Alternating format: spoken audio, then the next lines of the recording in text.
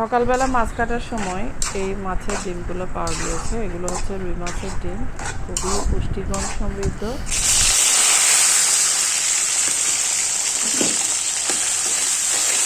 মাছের ডিমে যেমন উপকার আছে তেমনি অপকারও আছে। যাদের কোলেস্টেরলের মাত্রা বেশি তারা কিন্তু স্কিপ করতে হবে, মাঝে মাঝে খেতে পারবে।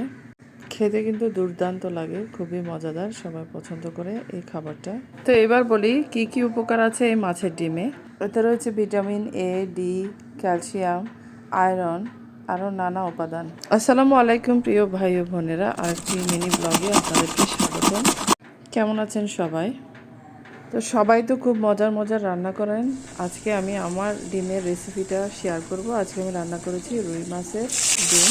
প্রথমে প্যানে তেল দিয়ে একে একে পেঁয়াজ, রসুন এবং গ্রেট করা আলুগুলো দিয়েছি, সাথে ছিল কাঁচামরিচ।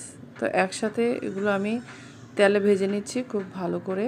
প্রথমে আলুগুলো এভাবে যদি আমরা তেলে ভেজে ফেলি তাহলে ভাঙার সম্ভাবনা একটু কম থাকে। যেহেতু আমি এটা গ্রেট করেছি, এটা একদম কুচি কুচি হয়ে গেছে।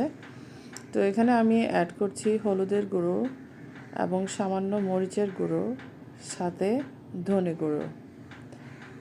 তো সব উপকরণ দিয়ে এরপর ভালো করে আবার মিক্স করে নিচ্ছি।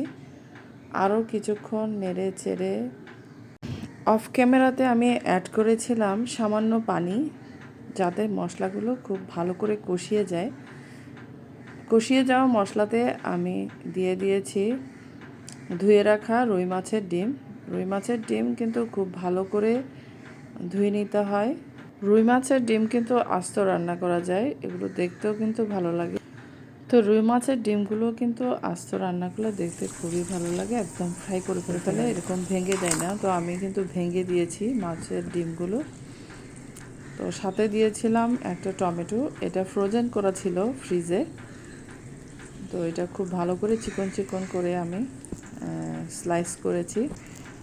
স্লাইস করে এরপর আমি মাছের ডিমের সাথে অ্যাড করেছি। মাছের ডিম যখন 80% ডান হয়ে গেছে তখন আমি টমেটোটা অ্যাড করেছি। এরপর আরও কিছুক্ষণ আমি চুলায় বসিয়ে রেখেছিলাম।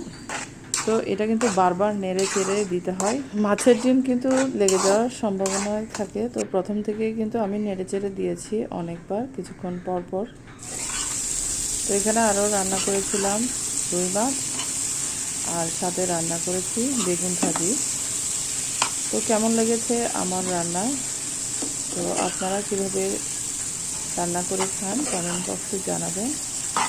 তো ভালো থাকবেন, সুস্থ থাকবেন, পুষ্টিকর খাবার খাবেন, সবার জন্য শুভকামনা রইল। তো ভিডিওটি যদি ভালো লাগে লাইক, কমেন্টস এবং শেয়ার করতে ভুলবেন না।